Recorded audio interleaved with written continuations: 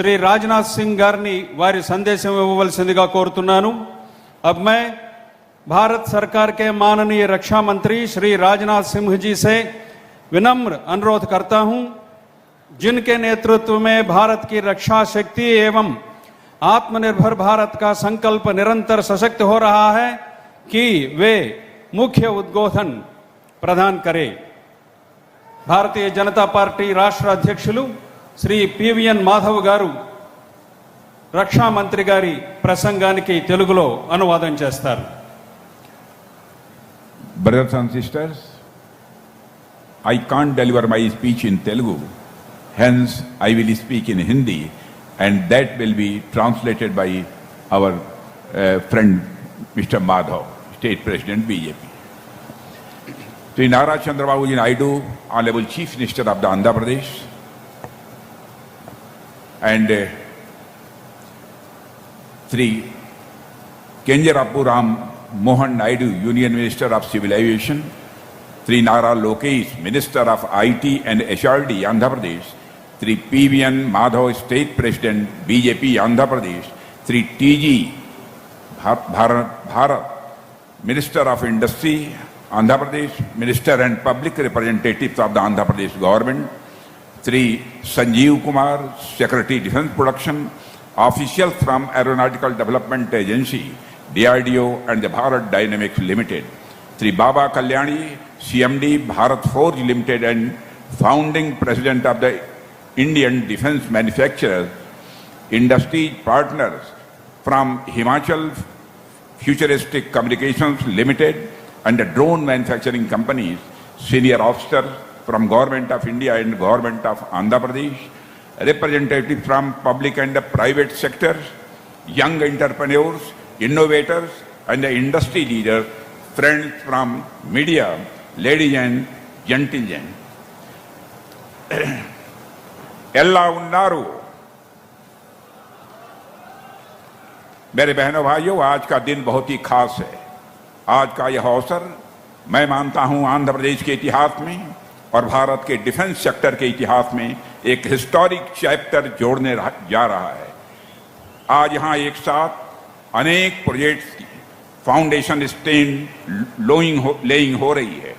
साथियों, आज जिस पुट्टा पार्थी नामक जगह पर हम सभी यहां उपस्थित हैं, यह आध्यात्मिकता, शिक्षा और सेवा भाव के लिए केवल भारत में ही नहीं बल्कि सारी दुनिया भर में जाना जाता है।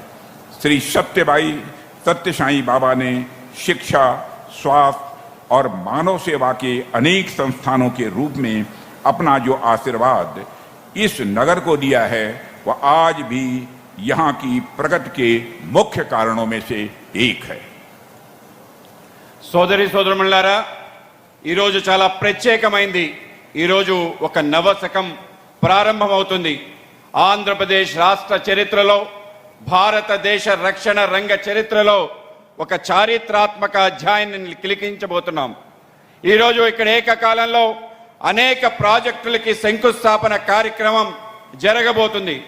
మిత్రులారా, ఈ పుట్టపర్తి అనే పేరు కలిగిన ప్రాంతంలో మనం ఉన్నాం।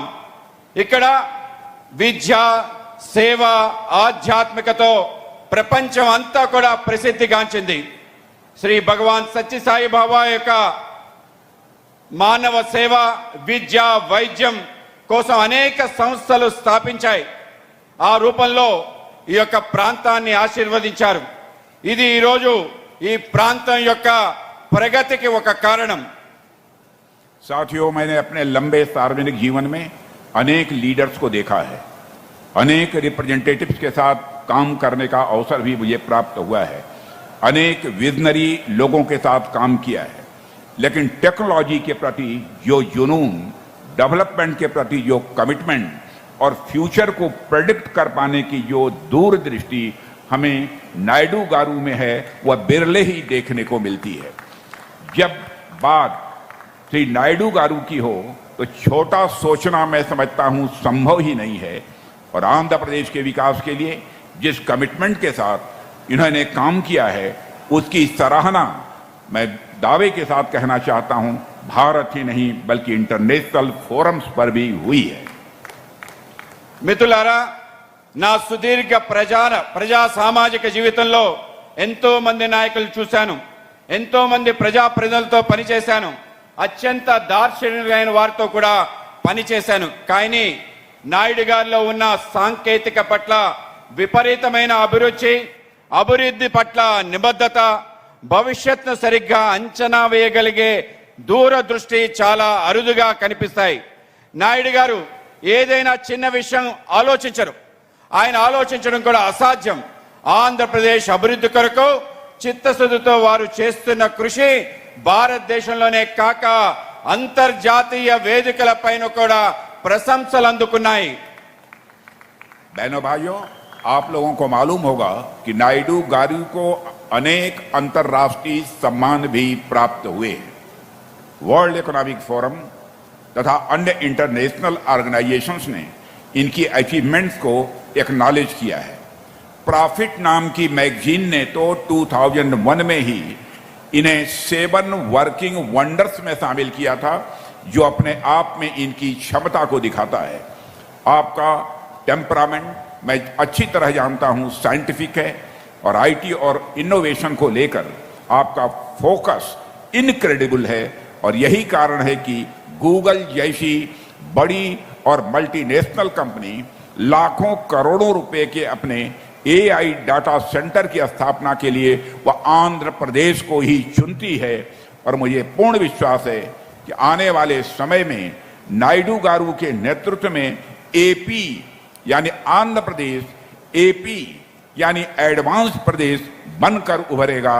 और जिस तरह से एनडीए सरकार आंध्र प्रदेश के विकास के लिए काम कर रही है, वह पूरे भारत के लिए रोल मॉडल बनकर सामने आ रहा है.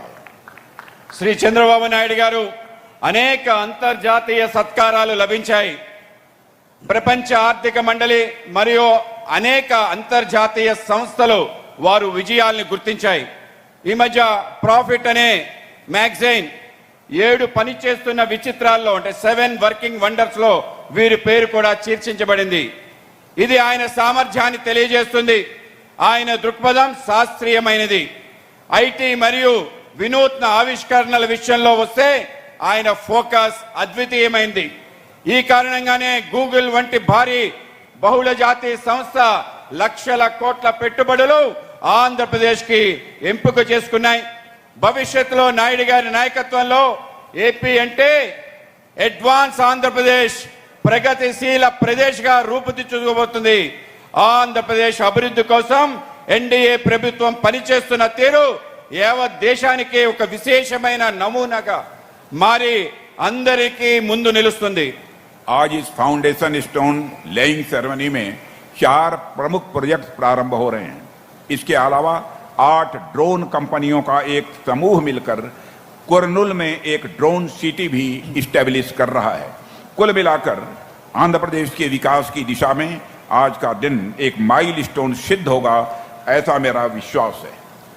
ఈ రోజు శంకుస్థాపన వేడుకలో 4 ప్రధాన ప్రాజెక్టులు ప్రారంభమవుతున్నాయి. అవే కాకుండా 8 డ్రోన్ కంపెనీల బృందాలు కలిసి కర్నూలులో ఒక డ్రోన్ సిటీని కూడా ప్రారంభిస్తున్నాయి. మొత్తానికి ఆంధ్రప్రదేశ్ అభివృద్ధి పదంలో వెళ్తుంది. ఈ రోజు ఒక మైలురాయిగా నిలిచిపోతుందని నా నమ్మకం. साथियों, इस समय हम एक ऐसे कालखंड में हैं जहां पूरी दुनिया में उथल पुथल मची हुई है. और ऐसे में एक राष्ट्र के रूप में हम अपनी सुरक्षा तभी मजबूत बनाए रख सकते हैं जब अपनी लाठी अपने हाथ में होगी. राष्ट्रीय सुरक्षा जैसे महत्वपूर्ण विषय पर हम हमेशा दूसरे देश के भरोसे नहीं रह सकते हैं. इसलिए आज शुरू हो रहे ये सभी प्रोजेक्ट मैं मानता हूं साधारण नहीं है बल्कि ऐतिहासिक है.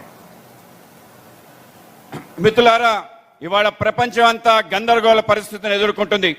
ఇలాంటి విషమ పరిస్థితుల్లో మనమంతా ఒకే రాష్ట్రం మన సొంత బలంతో ఉంటే మనని శక్తివంతంగా రక్షించుకోగలుగుతాం. జాతీయ భద్రత వంటి ముఖ్య అంశాల్లో మనం ఇప్పటికీ ఇతర దేశాలపై ఆధారపడి ఉన్నాం. అందువల్ల ఈరోజు ప్రారంభమవుతున్న ఈ ప్రాజెక్టులన్నీ చారిత్రాత్మకమైందని చెప్పవచ్చు. यदि मैं यहां शुरू हो रहे प्रोजेक्ट्स के बारे में आपसे बात करूं तो आज यहां एरोनॉटिकल डेवलपमेंट एजेंसी यानी एडीए के 5th generation advanced medium combat aircraft के लिए कोर इंटीग्रेशन और फ्लाइट टेस्टिंग सेंटर की फाउंडेशन स्टोन रखी गई है। आडा सरकार के defence research and development organisation यानी DRDO का यह सहयोगी संगठन है। यह भारत के लिए स्वदेशी फाइटर एयरक्राफ्ट के रिसर्च एंड डेवलपमेंट में अपनी भूमिका निभाती है। इसी ADA ने हमें LCA तेजस मार्क 1 दिया और अभी मार्क 2 पर काम चल रहा है और अब यही ADA 5th जनरेशन अमका पर भी काम कर रही है। यह एक full fledged 5th generation steel fighter होगा जो दुनिया के कुछ ही देशों के पास ऐसा फाइटर प्लेन होगा। ఇవాళ ఇక్కడ ప్రారంభమవుతున్న ప్రాజెక్టుల గురించి చెప్పాలంటే ఇక్కడ ఏరోనాటికల్ డెవలప్మెంట్ ఏజెన్సీ ఇది 5వ తరం ఆధునిక మధ్య తరహా యుద్ధ విమానం కొరకు కోర్ ఇంటిగ్రేషన్ విమాన పరీక్షా కేంద్రంగా పునాది రాయబడింది। ADA ప్రభుత్వ రక్షణ రంగ పరిశోధన మరియు అభివృద్ధి సంస్థ అంటే DRDA యొక్క భాగస్వామ్య సంస్థ। ఇది భారతదేశ స్వదేశీ ఫైటర్ ఎయిర్క్రాఫ్ట్ యొక్క పరిశోధన అభివృద్ధిలో ప్రధాన పాత్ర పోషిస్తుంది। అదే ADA LCA తేజస్ మార్క్ 1 కూడా అందించింది। ఇప్పుడు మార్క్ 2 కూడా అభివృద్ధి చేసే పనిలో ఉంది। ఇది ఒక పూర్తి స్థాయి 5వ స్తరం షెల్టర్ ఫైట్ అవుతుంది। ఇది ప్రపంచంలో కొద్ది దేశాల వద్ద మాత్రమే ఉంది। साथियों, मुझे बतलाया गया है अमका का कुल प्रोजेक्ट करीब 15,000 करोड़ रुपए का है और इसका एक बहुत इंपॉर्टेंट कंपोनेंट यानी कोर इंटीग्रेशन फैसिलिटी और फ्लाइट टेस्टिंग सेंटर लगभग 2,000 करोड़ रुपए की लागत से यहां आंध्र प्रदेश की धरती पर स्थापित किया जा रहा है। दुनिया में ऐसी हाईटेक फ्लाइट टेस्टिंग फैसिलिटी गिनी चुनी जगहों पर ही उपलब्ध हैं और अब पुट्टापर्थी का नाम दुनिया के उन चुनिंदा स्थानों में शामिल होने जा रहा है जहां से 5th जनरेशन का एयरक्राफ्ट आसमान छुएगा और पुट्टापर्थी की धरती पर अब ऐसे एयरक्राफ्ट तैयार होंगे जो जंग के मैदान में पलक झपकते ही दुश्मन को नेस्त नाबूद कर देंगे। మిత్రులారా, నాకు చెప్పబడింది మొత్తం ఆమ్కా ప్రాజెక్టుల విలువ 15,000 కోట్లని। ఇందులో ఒక కీలక భాగమైన కోర్ ఇంటిగ్రేటింగ్ ఫెసిలిటీ అలాగే విమాన పరీక్షా కేంద్రం సుమారు 2,000 కోట్ల వ్యయంతో ఈ ఆంధ్రప్రదేశ్లో ఏర్పాటు చేస్తున్నారని। ఇటువంటి అత్యాధునిక విమాన పరీక్షా సౌకర్యాలు ప్రపంచంలో కేవలం కొన్ని ప్రదేశాలు మాత్రమే అందుబాటులో ఉంటాయి। ఇప్పుడు 5వ తరం విమానాలు గగనంలోకి ఎగరబోతున్నాయి।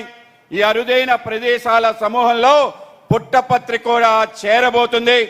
పుట్టపత్రి ఇకపై యుద్ధ భూమిలో కనురెప్ప పాటలో శత్రువును నాశనం చేసే విమానాలు ఉత్పత్తి చేయబోతుంది।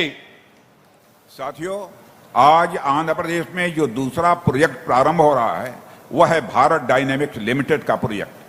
BDL रक्षा मंत्रालय का एक महत्वपूर्ण पब्लिक सेक्टर अंडरटेकिंग है और यह स्वदेशी फ्यूचरिस्टिक अंडर वाटर सिस्टम्स का केंद्र बनाने जा रहा है और यह प्रोजेक्ट भी 480 करोड़ रुपए का है और VDL की यह नई unit autonomous under water vehicles, under water counter measure systems और नेक्स्ट जनरेशन टॉर्पीडोज पर काम करेगी। इसमें कोई इंपॉर्टेंट कंपोनेंट और सब सिस्टम कई बनाए जाएंगे जो अभी तक हम बाहर से बराबर मंगवाते रहे हैं। यह प्रोजेक्ट हमारी नेवी की क्षमताओं को बहुत बढ़ाएगी और हमारी ब्लू इकोनॉमी तथा समुद्री रक्षा के लिए एक गेम चेंजर साबित होगी। మిత్రులారా, ఈరోజు ఆంధ్రప్రదేశ్లో ప్రారంభం కాబోతున్న 2వ project Bharat dynamics limited project. ఇది రక్షణ మంత్రిత్వ శాఖ ప్రతిష్టాత్మక ప్రభుత్వ రంగ సంస్థ। ఇది స్వదేశీ భవిష్యత్ తరాలకు సంబంధించిన అండర్ వాటర్ సిస్టమ్ని కేంద్ర బిందువు కాబోతుంది। ఈ ప్రాజెక్టుకు 480 కోట్ల రూపాయలు విలువైనది। BDL వారి యొక్క కొత్త యూనిట్లో autonomous under water vehicles, under water counter measure systems, తరువాత తరానికి సంబంధించిన టార్పీడోస్ ని తయారు చేస్తుంది। ఇందులో మనం ఇంతవరకు ఇతర దేశాల నుంచి దిగుమతి చేసుకుంటున్న ఎన్నో ముఖ్యమైన భాగాలను ఉప వ్యవస్థలను తయారు చేసుకోబోతున్నాయి। ఈ ప్రాజెక్ట్ మన నావికాదళ సామర్థ్యాన్ని ఎన్నో రెట్లు పెంచుతుంది. మన నీలి ఆర్థిక వ్యవస్థ సముద్ర తీర భద్రత విషయంలో ఒక గేమ్ చేంజర్ గా రూపొందుకోబోతుంది. साथियों, आज जो तीसरा प्रोजेक्ट प्रारंभ हो रहा है वह है भारत फोर्ज लिमिटेड की सब्सिडियरी कंपनी आग्नेयास्त्र और इनर्जेटिक्स लिमिटेड का. यह उन्नत किस्म के हथियार बनाने वाली एक कंपनी है जो 1500 करोड़ रुपए के इन्वेस्टमेंट से यहां अपनी फैसिलिटी स्टेब्लिश करने जा रही है. यहां ऐसे ऐसे हथियार बनेंगे जो निश्चित रूप से भविष्य की लड़ाइयों के लिए हमारी तैयारी को और अधिक मजबूत करेंगे.